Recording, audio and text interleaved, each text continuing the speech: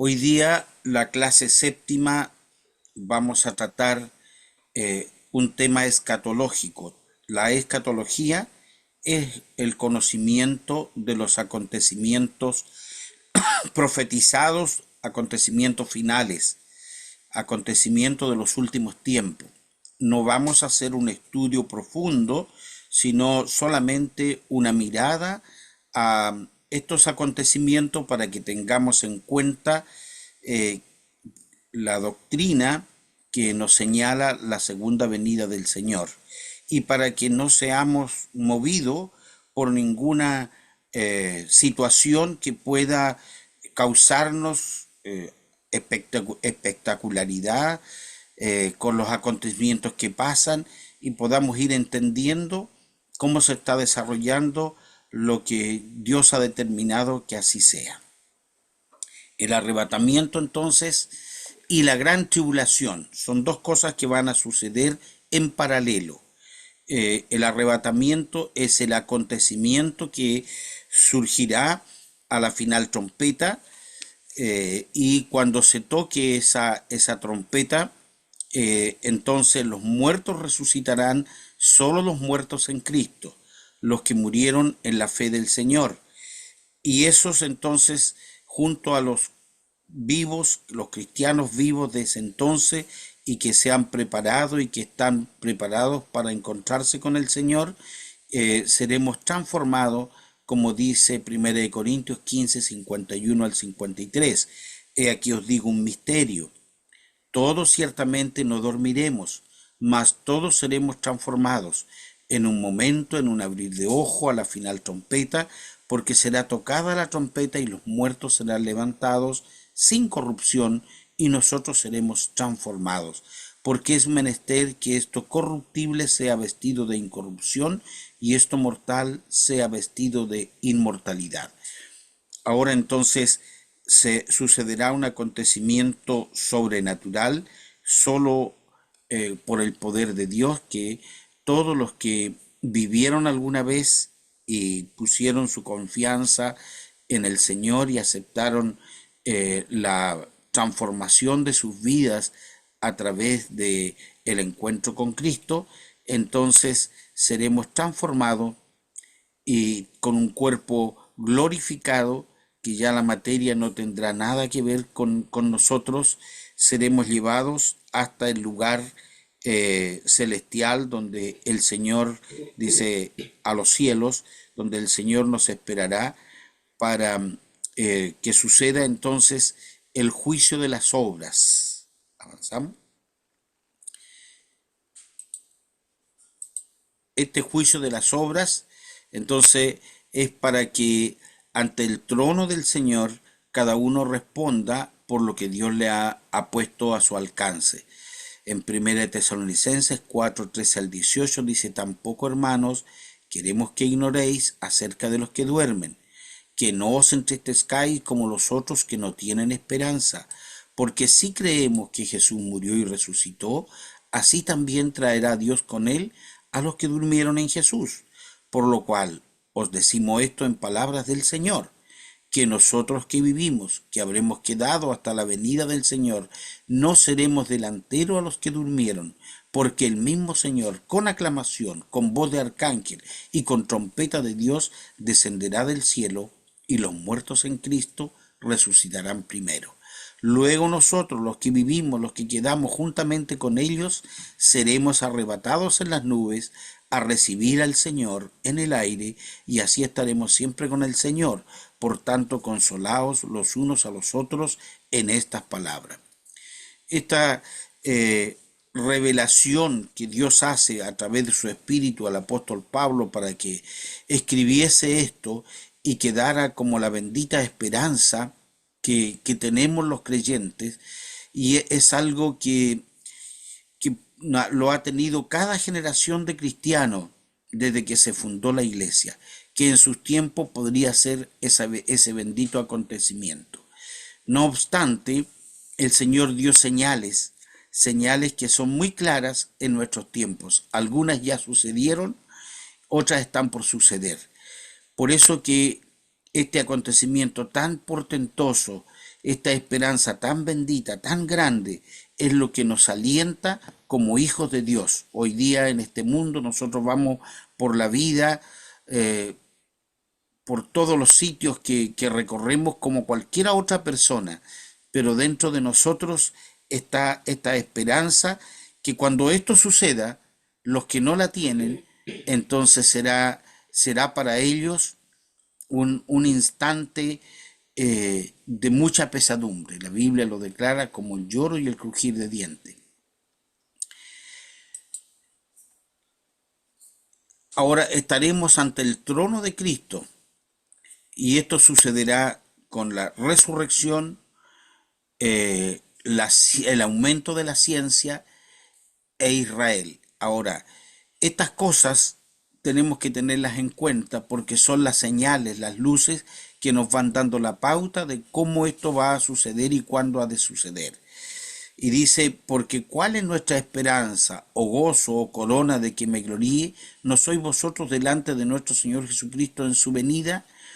Eh, este pasaje se puede traducir en su trono, también en vez de su venida, en otras versiones dice en su trono. Y en aquel tiempo se levantará Miguel, el gran príncipe que está por los hijos de tu pueblo. Miguel es el nombre del arcángel, de uno de los arcángeles más poderosos que aparece en la Biblia. Y será tiempo de angustia, cual nunca fue después que hubo gente hasta entonces, mas en aquel tiempo será libertado tu pueblo, todos los que se hallaren escrito en el libro, y muchos de los que duermen en el polvo de la tierra serán despertados, unos para vida eterna y otros para vergüenza y confusión perpetua. Tú, empero, Daniel, cierra las palabras y sella el libro hasta el tiempo del fin. Pasarán mucho y multiplicaráse la ciencia. Y oía al varón vestido de lienzos que estaba sobre las aguas del río, el cual alzó por su diestra y su siniestra al cielo, y juró por el viviente en los siglos, que será por tiempos, tiempos y la mitad. Y cuando se acabare el esparcimiento del escuadrón del pueblo santo, todas estas cosas serán cumplidas. Esto son algunos versículos del capítulo 12 del libro del profeta Daniel. El profeta Daniel vivió más o menos 500 años antes de Cristo y fue un hombre muy bendecido por Dios que pasó de ser un prisionero de guerra, un jovencito, a ser un estudiante en la corte del rey Nabucodonosor y luego entonces pasó a estar dentro del grupo de los sabios, de los hombres que eh, conocían la sabiduría de los caldeos, pero principalmente pasó a ser un hombre en el cual moraba el Espíritu de Dios y con lo cual él pudo darle respuestas futuristas al rey Nabucodonosor en su tiempo y dejar también eso para el pueblo de Dios. Lo importante de este pasaje, lo que podemos recalcar, es que aquí está dada una señal muy, muy decidora. Cuando se acabare el esparcimiento del escuadrón del pueblo santo. Recordamos que la palabra santo en las escrituras no habla de perfección, sino apartado. Y nosotros sabemos que el pueblo que fue apartado para que se cumplieran los propósitos divinos en la antigüedad fue el pueblo de Israel. Con la venida de Cristo, el pueblo santo son los hijos de Dios, los creyentes en Cristo Jesús. Por lo tanto, el esparcimiento de Israel. Recordamos que en ese tiempo el pueblo de Israel estaba esparcido, había sido tomado y llevado a distintos lugares del reino de Babilonia. Y ese reino de Babilonia era castigo por su pecado y por su impiedad cuando la tribu de Judá, que era lo último que iba quedando de las 12 tribus, y que en ella vivían también los levitas y parte de los benjaminitas, entonces fueron llevados por Nabucodonosor a la tierra de Babilonia y estaban esparcidos. Ya antes los israelitas 100 años antes, las otras tribus habían sido tomados cautivos y también esparcidos por territorios de Asiria. Y tenemos entonces que ya Israel estaba fuera de su territorio y quedaba muy poca gente. Los pobres de la tierra fueron dejados, los que no le iban a servir para nada a los babilonios los dejaron ahí en esa tierra, pero a las personas que tenían alguna utilidad se las llevaron todas como cautivos de guerra. Ahora, esa cautividad tenía plazo fijo. El profeta Jeremías le dijo, 70 años van a ser. Al profeta Isaías le profetizó hasta el nombre de quién iba a venir. Isaías estaba hablando prácticamente 200 años antes que eso ocurriera, y el nombre del rey Ciro, que iba a ser quien les iba a dar la liberación. No había nacido, por cierto, Ciro, no existía, y tampoco incluso el pueblo de los medos y persas todavía estaba en cierne, y ellos lograron después derrotar a los babilonios, y el rey Ciro hizo lo que Dios había dicho. Ahí envió la primera oleada de judíos que volvieron otra vez a su tierra y volvieron a reedificar el templo, y eso entonces es un periodo en el que vuelven a estar los israelitas en sus tierras. Por eso es que cuando viene nuestro Señor Jesucristo, el reino de Israel está existiendo, pero ya bajo el dominio de los romanos. Y, y esto tenemos que tenerlo en cuenta, que la única vez, después los romanos esparcieron a los judíos, y ahí los esparcieron por toda la Europa, y después con el descubrimiento de América, por toda América, y al fin de cuentas por todo el mundo. Y también el profeta Isaías profetizaba de que volverían volando como palomas. No habían aviones. Imagínense lo que él veía, volando como palomas. Así volvieron a Israel después en 1948. Y desde ese tiempo en adelante, las Naciones Unidas reconocieron al Estado de Israel, y desde ese tiempo están ya más de 70 años en su tierra. Eso sucede en nuestros tiempos. Sucede en los tiempos en que estamos viviendo, que existe un Estado de Israel. Nunca en la historia de la humanidad ha sucedido algo similar con alguna otra nación, raza o pueblo de la tierra. Los que han sido esparcidos mueren en su esparcimiento y desaparecen como nación, pero Israel se mantuvo y vuelven con su mismo idioma, con su misma religión y en su mismo territorio. Entonces, estas cosas van a suceder cuando eso pasare, y eso es lo que debemos tener en cuenta. Ahora, un esquema de cómo ha de suceder estos acontecimientos. Según lo que la Biblia nos dice, tenemos que el rapto sucede al sonido de una trompeta celestial. Lo resucitan los muertos, y los creyentes en Cristo que están vivos son ascendidos hacia los cielos, y en la tierra de aquí es retirado la iglesia y es retirado el Espíritu Santo, que son lo que impiden que la maldad se desate con todo su poderío aquí en la tierra. Durante ese tiempo, entonces, algo especial sucede.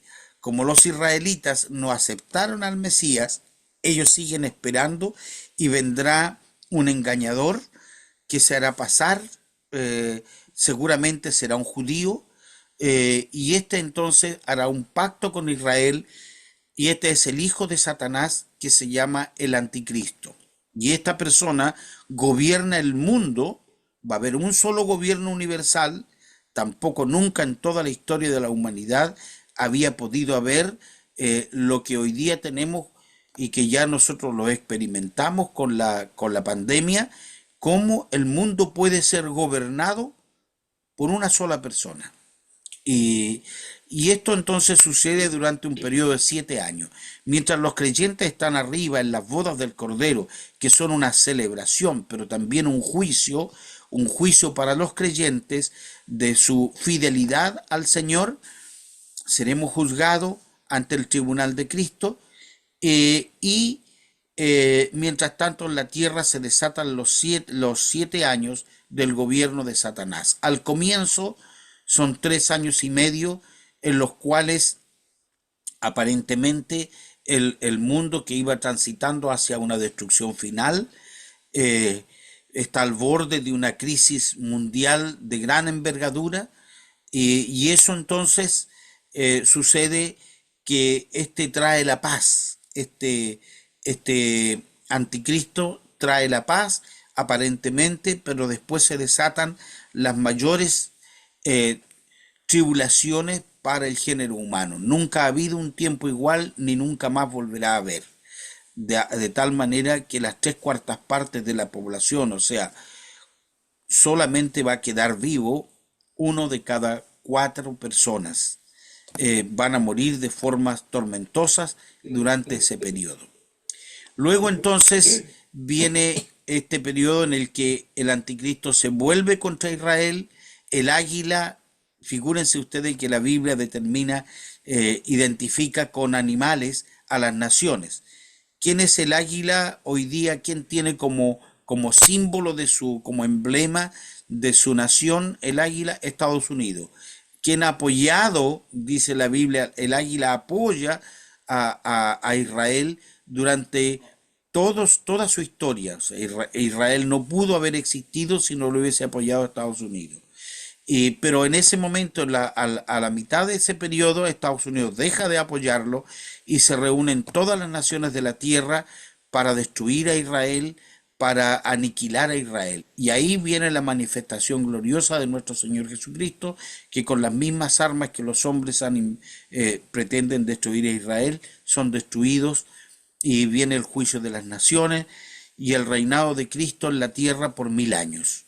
Y terminados esos 1000 años, entonces son resucitados el resto de los seres humanos que no tuvieron parte en la primera resurrección, y viene entonces el juicio del gran trono blanco, el juicio en el cual son juzgadas las personas según sus hechos y son juzgados para condenación eterna junto con Satanás y sus demonios, y vienen los cielos nuevos y la tierra nueva y entramos en el periodo de la eternidad. Esos son los acontecimientos finales, lo que la escatología entonces tiene. Ahora, cada uno de estos acontecimientos son dignos de ser tratados en temas específicos. Esto es solamente un barniz para que ustedes tengan una idea de las cosas que han de suceder en el futuro. Tenemos que durante ese periodo de la gran tribulación hay algo distintivo. La bestia pondrá una marca en las personas. Hoy día nosotros sabemos, hoy día podemos decir lo que va a ser, porque la Biblia declara que será una marca que estará en las manos y en la frente de las personas. Eh, hace cuánto tiempo que inventaron la identidad. No hacen 100 años que se inventaron los carnets de identidad, y esos carnets de identidad de las personas hoy día son vitales. Hoy día nadie puede hacer un trámite si no tiene su carnet de identidad. Pero eso puede ser falseado. Los delincuentes falsean eso. La única manera entonces que las personas mantengan su identidad y sean quienes dicen ser es teniendo entonces un chip que va a tener toda la información, toda, de salud, de los datos propios de las personas, todo lo que se necesita para identificar a una persona estará en ese chip, que no es más grande que un grano de arroz, y ahí tenemos nosotros cómo está conformado, configurado este aparatito. Y esto, dice la Biblia en Apocalipsis 13:16, hacía que a todos, pequeños y grandes, ricos y pobres, libres y esclavos, se les pusiese una marca en la mano derecha o en la frente. Esto tiene una, una señalética que es el 666. Cuando se empezaron a inventar los códigos de barra, yo quedé sorprendido al darme cuenta que las rayas que sobrepasan hacia abajo, esas tres rayas, cada uno son un 6. Y existe una computadora, ya está hecha esa computadora y ustedes lo pueden ver en Google si quieren. Se llama La Bestia y está en Bruselas, en Bélgica. Esa computadora está hecha para entonces llevar el registro de todos los seres humanos que habitan sobre la tierra. Bien, el profeta Daniel entonces tuvo revelación del Señor en primer lugar para aclararle un sueño que el rey Nabucodonosor tuvo en sus tiempos, y ese sueño entonces él lo olvidó y no podía recordar ese sueño, y él quería saber qué era ese sueño.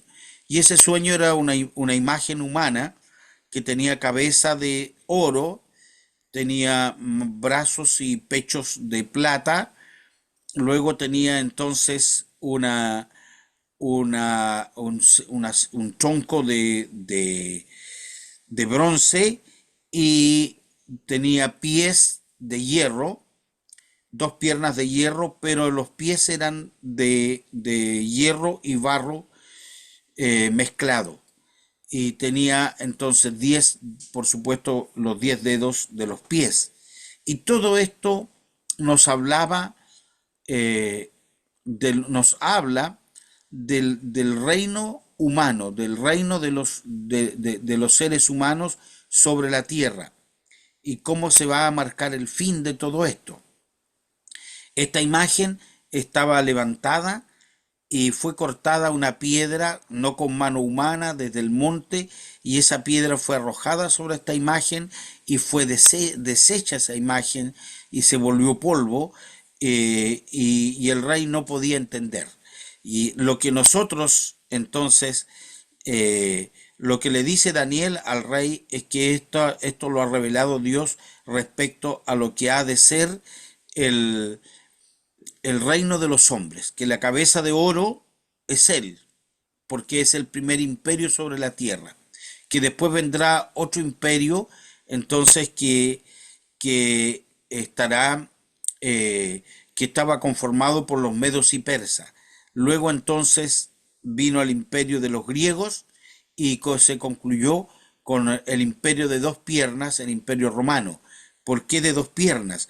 Porque al final el imperio romano se divide en dos imperios, imperio de Oriente y imperio de Occidente. Y la figura mezclada de hierro y barro, y la piedra que fue cortada, entonces es el Señor Jesucristo, que hizo un nuevo imperio que está por encima, que cubrió toda la tierra.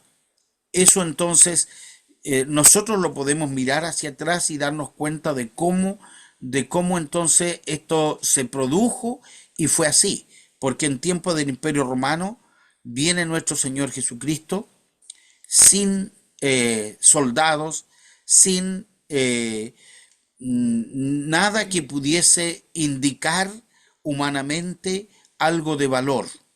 Si nosotros miramos con estricta realidad, el Señor Jesús, si bien es cierto, descendía del linaje del rey David, pero ahora el rey ya no reinaba la familia de David, y José era un carpintero, y Jesús ayudaba a José, su padre terrenal, en este oficio, pero sus palabras cambiaron el mundo, cambiaron los tiempos, y se formó un pueblo sobre todas las naciones, sobre todos los grupos humanos de la tierra, y este pueblo ha henchido la tierra. Se ha cumplido perfectamente. Ahora, el Imperio Romano, si bien es cierto, desapareció como de la faz de la tierra como organización política, pero como organización religiosa se ha mantenido hasta nuestros tiempos. Las cuatro bestias que vio Daniel en una visión totalmente distinta a lo que era eh, la imagen, si bien es cierto, eran figuras diferentes, pero apuntaban hacia la misma revelación. Un león con alas de águila representaba el imperio babilónico y sus alas arrancadas y el corazón de hombre simbolizan la humillación y conversión de Nabucodonosor, lo que está relatado en el capítulo 4 del libro de Daniel. El oso representaba el imperio medo-persa, y su posición desigual, el que caminaba cojeando, era porque eran dos pueblos y uno era más poderoso que el otro. El rey Ciro unificó estos dos pueblos por medio del matrimonio, casándose, él, si bien es cierto, era persa, eh, eh, la princesa con la que se casó, entonces le permitió unificar estos dos pueblos. Y con esto llegó a dominar al imperio babilónico y echarlo abajo y levantarse sobre la faz de la tierra desde entonces como el imperio dominante. Después venía el leopardo con cuatro alas y cuatro cabezas. Esto es muy curioso, pero la agilidad del leopardo, nunca ha habido un imperio que se levantara en tan poco tiempo y que en tan poco tiempo derrotara al imperio anterior gobernante, que era el imperio de los medos persas, y este fue Alejandro Magno, el imperio de los griegos. Como Alejandro Magno no tuvo herederos, sus cuatro generales, que eran las cuatro cabezas, las cuatro alas, fueron los que se dividieron el mundo antiguo y formaron entonces sus reinos en estos, en lo que quedó del imperio de Alejandro Magno. Y la bestia terrible y espantosa con 10 cuernos, esta es la más compleja y se interpreta como el Imperio Romano en su etapa final, una representación de poderes anticristianos futuros. El Imperio Romano, como lo hemos visto a través del catolicismo, ha continuado existiendo, pero en el tiempo final se levantarán 10 reinos que se unificarán con un propósito de dominar el mundo, y este cuerno pequeño que surge entre los 10 representa a un gobernante que buscará destruir la fe cristiana y perseguirá a los santos, y que finalmente será derrotado por el mismo Señor Jesucristo. Ahí está la explicación de lo que vio Daniel en su momento. Resumiendo las señales de los tiempos del fin, eh, lo que vamos a ver es aumento de los conflictos y guerras. Por más que se crearon instituciones para detener y poner la paz en el mundo, nunca se ha logrado. Hoy día hay 57 conflictos en el mundo en este momento. Las naciones se levantarán contra naciones y reinos contra reinos. Habrá aparición de falsos cristos y profetas, y engañarán a muchos con falsas enseñanzas y milagros. Habrá terremotos, hambres y peste, y estos serán señales de los principios de dolores o de los dolores del parto, como también lo dice en otra parte, que van anunciando el próximo fin. Habrá persecución a los creyentes. Hoy día hay más de 70 naciones en el mundo donde es difícil predicar el Evangelio, pero la persecución se va a hacer presente porque nosotros nos damos cuenta ya que la ideología de género y otras cosas afines a todos estos movimientos que se han levantado por el mundo entero son contrarios a la fe cristiana, y como cristianos nos oponemos a todo esto, y esto va a ser uno de los motivos por los cuales el cristianismo será perseguido en los años finales, principalmente en los tiempos de la tribulación y de la oposición a Dios. El aumento de la maldad será tan evidente, aún dentro de los cristianos, que habrá maldad, y por eso entonces la caridad, el amor se enfriará.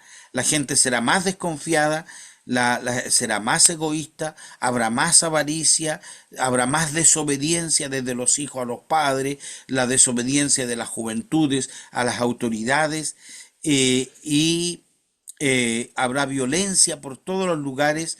Las personas se volverán aborrecedores de Dios, y como también serán aborrecedores de todo lo bueno.